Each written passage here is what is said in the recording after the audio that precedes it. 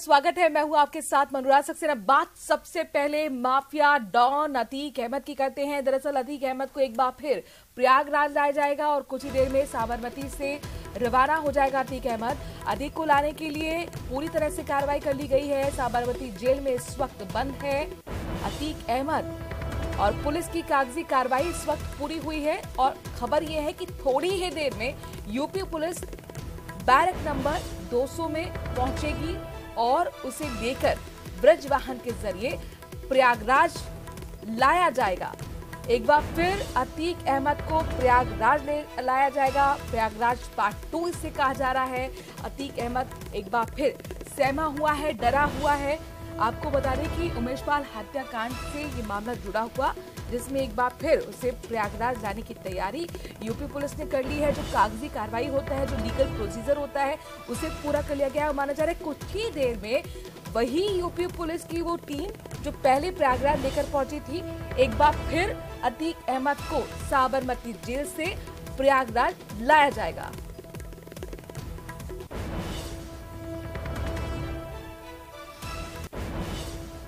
वहीं प्रयागराज कोर्ट से अतीक को झटका लगा है। अतीक अहमद की याचिका को खारिज कर दिया गया है। सीजेएम कोर्ट ने याचिका को खारिज कर दिया। अतीक ने वर्चुअल पेशी की मांग की थी और इस याचिका को कोर्ट ने खारिज कर दिया है।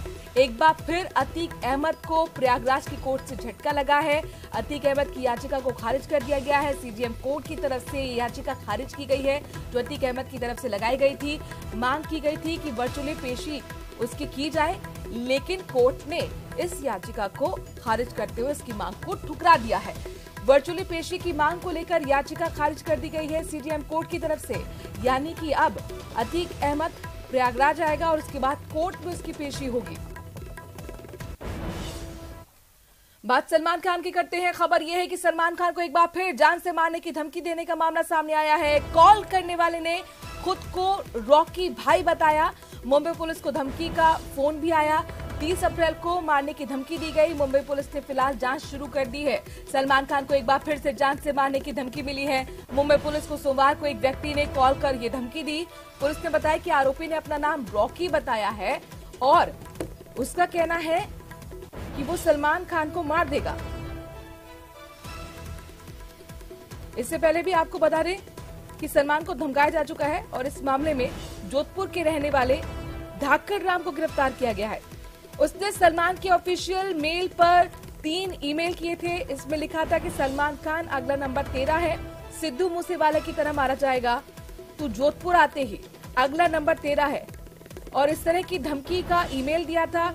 अब खबर है मुंबई पुलिस को बकायदा एक कॉल आया जिसमें कहा गया कि सलमान खान को मार दिया जाएगा और देखिए तारीख भी बताई गई है, 30 अप्रैल को मारने की बात कही गई है। फिलहाल इस मामले में पुलिस ने जांच पड़ताल शुरू कर दी है। तो मुंबई पुलिस को धमकी वाला फोन आया कॉल करके। जिस शख्स ने धमकी दी वो अपने आप को रॉकी भाई बता रहा है। 30 अप्रैल को मारने की धमकी दी गई है। एक बार फिर जान से मारने की धमकी एक्टर सलमान खान को। इससे पहले भी सलमान खान को धमकियां मिलती रही हैं जान से मारने की, और हाल ही में इन तमाम चीजों को देखते हुए बुलेट प्रूफ सलमान ने गाड़ी भी खरीदी है।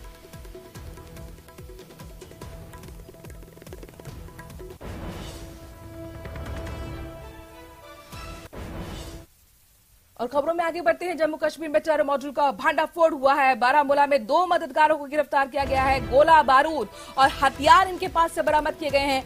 आर्म्स एक्ट के तहत ये मामला दर्ज कर लिया गया है।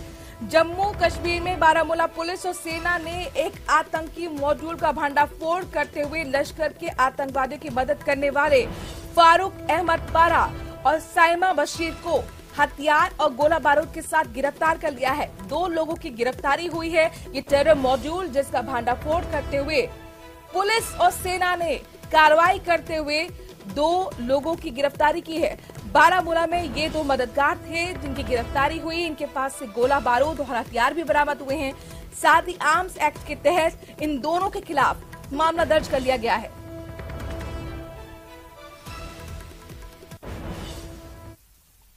और दिल्ली से बड़ी खबर है, रामनवमी के दौरान हिंसा के मामले में सुप्रीम कोर्ट में सुनवाई के लिए तैयार हो गई है। सुप्रीम कोर्ट 17 अप्रैल को सुनवाई करेगी। दंगों के मामले की जांच पर सुनवाई होगी। हिंदू फ्रंट फॉर जस्टिस की तरफ से याचिका दी गई थी। पश्चिम बंगाल, बिहार, महाराष्ट्र और देखिए कर्नाटक और तेलंगाना के साथ गुजरात में हिंसा भड़की थी। रामनवमी के जुलूस के दौरान यह हिंसा भड़की थी। संपत्ति के नुकसान के लिए हर्जाने की मांग इस याचिका के जरिए की गई है। साथ ही हिंसा प्रभावित राज्यों से रिपोर्ट तलब करने की मांग इस याचिका में की गई है। हिंदुओं की शोभा यात्रा को नहीं रोकने की मांग की गई। मुस्लिम बहुल इलाका बताकर नहीं रोकने की मांग इस याचिका में की गई है। तो रामनवमी के दौरान हिंसा के मामले पर सुप्रीम कोर्ट सुनवाई के लिए तैयार हो गया है। 17 अप्रैल को सुनवाई होगी। सुप्रीम कोर्ट दंगों के मामले की जांच पर सुनवाई करेगा। याचिका दी गई है हिंदू फ्रंट फॉर जस्टिस की तरफ से और इसमें पश्चिम बंगाल का जिक्र किया गया है। बिहार, महाराष्ट्र, कर्नाटक, तेलंगाना, आपको याद होगा गुजरात में भी रामनवमी के मौके पर जुलूस के दौरान हिंसा भड़की थी। संगठन का कहना है कि संपत्ति को जो नुकसान हुआ उसके हो जाने की हम मांग कर रहे हैं। साथ ही जो हिंसा प्रभावित राज्य हैं उनसे रिपोर्ट तलब की जानी चाहिए। उनका कहना है चूंकि ये हिंदुओं का धर्म था, महत्वपूर्ण ये धर्म का ये जुलूस था और इस दौरान हिंसा भड़कना जाहिर तौर पर गंभीर सवाल है, चूंकि मुस्लिम बहुल इलाका है और यहाँ पर इस तरह की जो यात्रा होनी चाहिए थी उनको आखिरकार क्यों रोका गया, इस तरह की नाराजगी भी इस याचिका में दी गई है। और कुल मिलाकर अब महत्वपूर्ण होगा देखना कि सुप्रीम कोर्ट इसमें क्या कुछ गाइडलाइंस देता है। बहरहाल खबरों में आगे बढ़ते हुए दिल्ली से अगली खबर लेते हैं, जहां पर तेजस्वी यादव से ईडी की पूछताछ। ईडी मुख्यालय में पूछताछ इस वक्त चल रही है।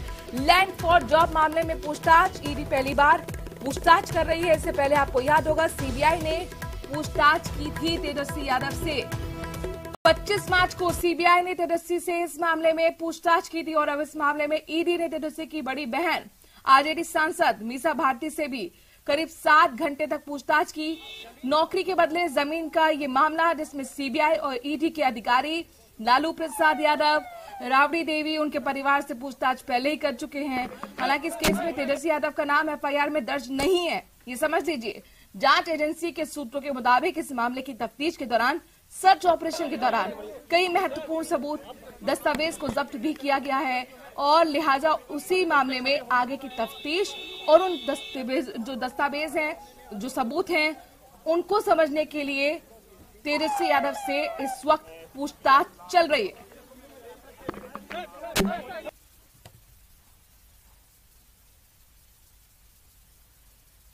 तो इस वक्त की बड़ी खबर अपने दर्शकों को बता रहे हैं कि ईडी की पूछताछ तेजस्वी यादव से लगातार चल रही है। दिल्ली से बड़ी खबर, ईडी मुख्यालय में इस वक्त तेजस्वी यादव मौजूद हैं।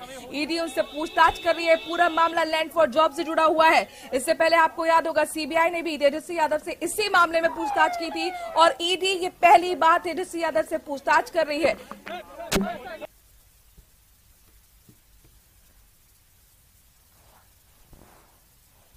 और चूरू में इस वक्त जनाक्रोश रैली चल रही है बीजेपी की। सीपी जोशी कुछ बोल रहे हैं, सुनते हैं उनको। लेकिन आज सच्चे मायने में राजस्थान का किसान खून के आंसू रो रहा है। एक तरफ वो सरकार, नरेंद्र मोदी जी की सरकार, जो किसानों के लिए किसान सम्मान निधि योजना लेकर आती है, प्रधानमंत्री कृषि सिंचाई योजना लेकर आती है, सॉइल हेल्थ कार्ड योजना लेकर आती है, प्रधानमंत्री फसल बीमा योजना में बहुत बड़ा अमेंडमेंट करती है और आजादी के 70 वर्ष में ये पहली सरकार होगी। जब पिछली बार 16-17 में खराबा हुआ था तब सब सांसद माननीय प्रधानमंत्री जी के पास गए कि राजस्थान में फसल खराबा हुआ है, सरकार क्या मदद करेगी। तो माननीय प्रधानमंत्री जी ने सारे अधिकारियों और मंत्रियों को बुलाया, देखिए राजस्थान की क्या मदद कर सकते हैं। अधिकारियों ने कहा संसद में कानून बना हुआ है, 50% से ज्यादा खराबा होता है तो ही सरकार उसमें मदद कर सकती है एनडीआरएफ के माध्यम से। तो प्रधानमंत्री के मुंह से एक शब्द निकला, किसानों के लिए 1 या 10 कानून भी बदलने पड़े तो ये मोदी सरकार बदल देगी। और संसद में 50% की जगह 33% का कानून बनाया। और पिछली बार ध्यान है मुझे, आपने सब लोगों ने गांव और किसानों में जाकर उस किसानों को करोड़ों रुपए मुआवजा देने का काम किया। लेकिन दुर्भाग्य है कि इस राजस्थान की सरकार ने गिरदावरी ठीक से नहीं कराई, 30% से ऊपर ज्यादा गिरदावरी नहीं होनी चाहिए। आप किसानों का कर्जा माफ भी नहीं करोगे तो किसान इस बार कमर कस के बैठा है। जो किसान के साथ धोखा करता है वो राजस्थान में राज कभी नहीं कर सकता, कभी नहीं कर सकता। और ये याद रख लेना, आने वाले 50 वर्षों तक राजस्थान में किसान विरोधी सरकार फिर से नहीं आ सकती। हमारे युवा साथी बैठे हैं, मैं एक दो बात करके अपनी बात को, क्योंकि हमें ज्ञापन देने भी जाना है। हमारे युवा साथी बैठे हैं, बेरोजगारी भत्ते की बात होती है, क्यों नहीं। मैं जिला परिषद मेंबर था तब की घटना बताता हूं। मैं एक विद्यालय में गया, विद्यार्थी मित्र उन्होंने उस समय लगाए थे राजीव गांधी पाठशाला में। वो भाई पढ़ा रहा था कि हिमालय है, यहां से गंगा नदी निकलती है, यहां होते हुए इधर होते हुए इधर होते हुए अरब सागर में जाकर गिरती है। वो खेनी बना रहा था। मैंने कहा भाई ये अरब सागर में कहां डाल रहे हो, गंगा नदी तो बंगाल की खाड़ी में जाकर गिरती है। तो उस युवा साथी के मन की पीड़ा आप सुनिए कि बोले नरेगा से कम 1500 रुपए में तो ये अरब सागर में नहीं जा सकती, ये बंगाल की खाड़ी में नहीं जा सकती, अरब सागर में ही जाएगी। और उन्हीं युवाओं ने संकल्प लिया था कि इस युवा विरोधी सरकार को उखाड़ फेंकना है।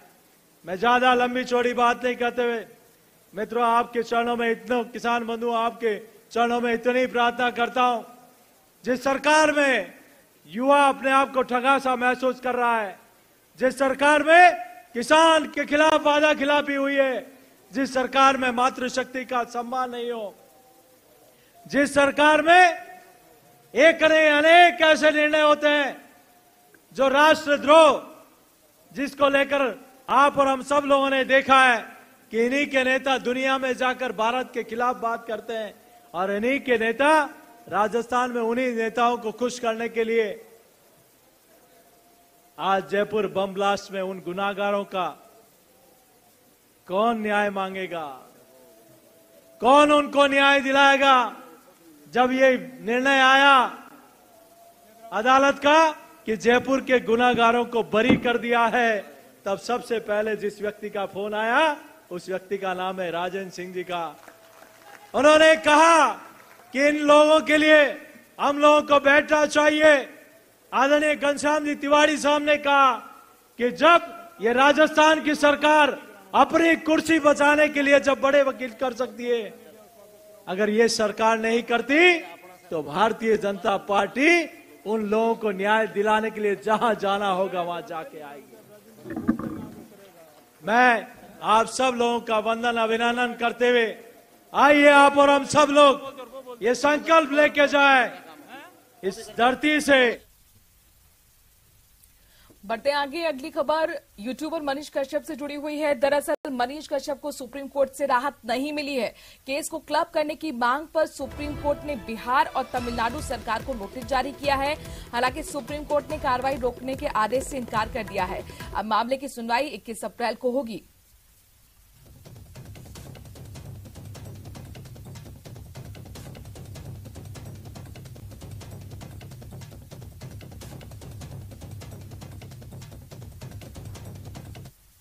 और अब बात राहुल गांधी की करते हैं। दरअसल वायनाड के दौरे पर आज राहुल गांधी हैं, बहन प्रियंका भी उनके साथ मौजूद हैं। संसद सदस्यता गंवाने के बाद उनका ये पहला वायनाड का दौरा है। ऐसे में कांग्रेस कार्यकर्ताओं से मुलाकात राहुल गांधी करेंगे, जनसभा को भी संबोधित करेंगे। अपने दर्शकों को बता दें कि संसद से सदस्यता गंवाने के बाद राहुल गांधी अपने संसदीय क्षेत्र वायनाड की यात्रा पर पहुंचे हुए हैं। अपने पार्टी कार्यकर्ताओं, स्थानीय लोगों से मुलाकात करेंगे। 2019 में संसद के लिए यहीं से चुने गए थे। आपराधिक मानहानि के एक मामले में दोषी ठहराए जाने के बाद ऐसा पहली बार हो रहा है जब वो अपने संसदीय क्षेत्र जा रहे हैं। राहुल अपनी बहन प्रियंका गांधी के साथ वायनाड के दौरे पर पहुंचे हुए हैं। केरल कांग्रेस पार्टी ने इस संबंध में एक कार्यक्रम भी जारी किया है और देखिए वहां पर कार्यक्रम क्या रहेगा। बताया जा रहा है कि 2 जनसभाएं आज राहुल गांधी की होंगी। केरल विधानसभा के कांग्रेस सदस्य टी सिद्दीकी का कहना है कि राहुल गांधी अपनी बहन प्रियंका और पार्टी नेताओं के साथ यहां पर रोड शो करेंगे। तो 2 कार्यक्रम है, रोड शो का भी कार्यक्रम और देखिए ये जनसभा के लिए तमाम तैयारियां पूरी, कुर्सियां सज चुकी हैं और अब देखना होगा यहां से क्या कुछ संदेश देने की कोशिश रहेगी राहुल गांधी की। ये दौरा इसलिए महत्वपूर्ण है क्योंकि संसद की सदस्यता जाने के बाद पहली बार राहुल गांधी अपने संसदीय क्षेत्र वायनाड पहुंचे हुए हैं।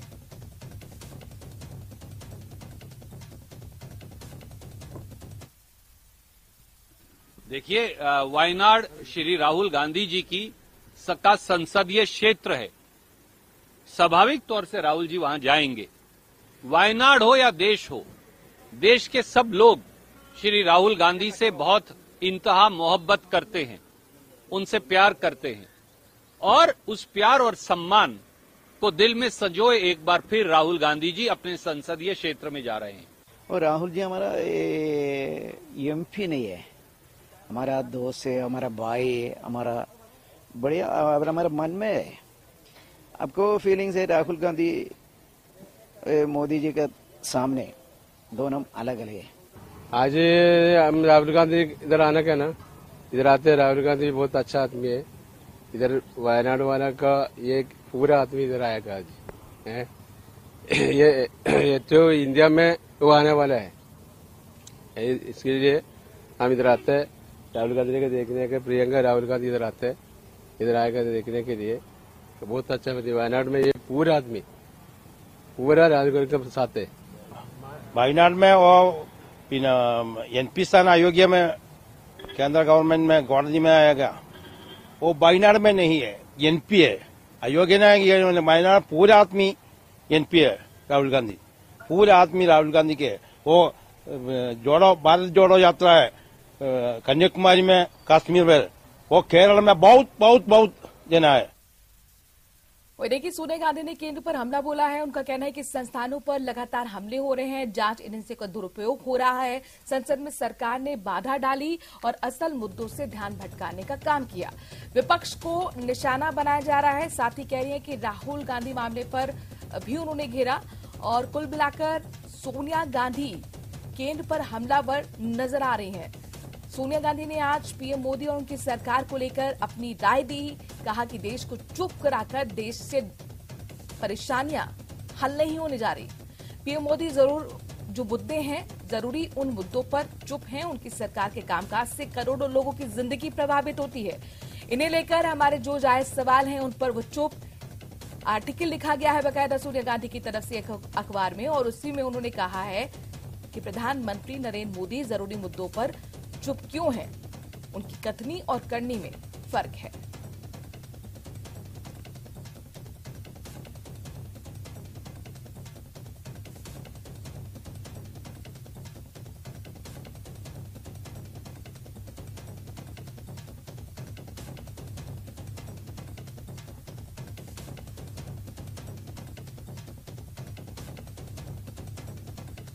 तो सोनिया गांधी ने आर्टिकल के जरिए अपनी राय मोदी सरकार पर रखी। एक तरीके से हमला मोदी सरकार पर बोला है। उनका कहना है कि प्रधानमंत्री नरेंद्र मोदी जो जरूरी मुद्दे होते हैं उन पर चुप्पी साध लेते हैं और चुप रहने से जो देश की समस्याएं हैं उनका हल नहीं होने वाला है। साथ ही राहुल के मुद्दे पर यानी कि संसदीय सदस्यता के जाने पर भी उन्होंने सरकार को घेरा। उनका कहना है कि जो जायज सवाल है, जो जनता से जुड़े हुए सवाल हैं, उनको लगातार सामने रखने का काम कांग्रेस करती रहेगी।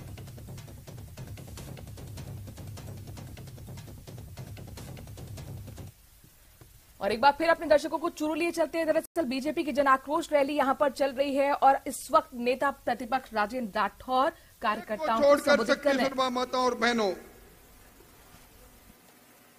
मेरे पास शब्द नहीं,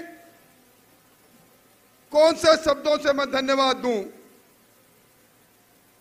जवानी के बसंत निकल गए, अलग अलग भूमिका में इस चूरू की सरजमी पर जब कभी भी आया, सरकार में मंत्री के रूप में आया, सरकार से प्रताड़ित होकर कृष्ण जन्मभूमि की यात्रा करके आया, उप मुख्य सचेतक से लेकर आज प्रतिपक्ष के नेता तक की इस अलग अलग भूमिका में जब कभी भी मैं आपके सामने आया, आपका प्यार, आपका अनुराग, आपका अपनत्व मुझे हमेशा मिला। और इसीलिए मैं दुनिया को कहता हूं, ये चूरू जिला मेरा पहला प्यार है। मैं आपके उपकार को भूल नहीं सकता और मुझे कोई गुमान भी नहीं है। मैं धन्यवाद देना चाहूंगा हमारे नवनियुक्त प्रदेश अध्यक्ष जी को। इन्होंने एक बात कही कि अब कभी व्यक्ति परक नारे नहीं, पार्टी का नारा लगना चाहिए। हमारे नेता, विश्व के सबसे लोकप्रिय नेता नरेंद्र मोदी जी का नारा लगना चाहिए। और इसीलिए मैं कह रहा हूं, मुझे गुमान नहीं कि मैं प्रतिपक्ष का नेता हूं। हां, मुझे अभिमान है, मुझे गुमान है कि मैं एक ऐसी पार्टी का कार्यकर्ता हूं जो विश्व की सबसे बड़ी लोकतांत्रिक पार्टी है। मुझे अभिमान। और चूरू के बाद अब आपको जयपुर लिए चलते हैं। दरअसल यहाँ पर सियासी हलचल जबरदस्त बनी हुई है। सचिन पायलट का अनशन इस वक्त चल रहा है। शहीद स्मारक पर सचिन पायलट अनशन दे रहे हैं। भ्रष्टाचार के खिलाफ सचिन का ये अनशन 4 बजे तक चलेगा। तस्वीरें आपके सामने, जहां पर देखिए मंच पर नजर आ रहे हैं सचिन पायलट अपने समर्थकों से घिरे हुए, मौन व्रत धारण किया हुआ है। अनशन का ये तरीका उन्होंने आज अपनाया है। भ्रष्टाचार के खिलाफ अनशन 4 बजे तक चलेगा। 11 बजे शुरू हुआ था। अपने आवास से लेकर सबसे पहले महात्मा ज्योतिबा फुले जयंती चुकी आज है और लिहाजा उन्होंने पुष्प अर्पित किए, नमन उन्हें किया और फिर सीधे शहीद स्मारक पहुंचे। तस्वीरें आपके सामने, जहां पर भ्रष्टाचार के खिलाफ 11 बजे अनशन शुरू किया गया और ये 4 बजे तक चलेगा। मौन व्रत इस वक्त रखा हुआ है। अभी तक किसी तरह की कोई बयानबाजी सचिन पायलट की तरफ से नहीं दी गई है।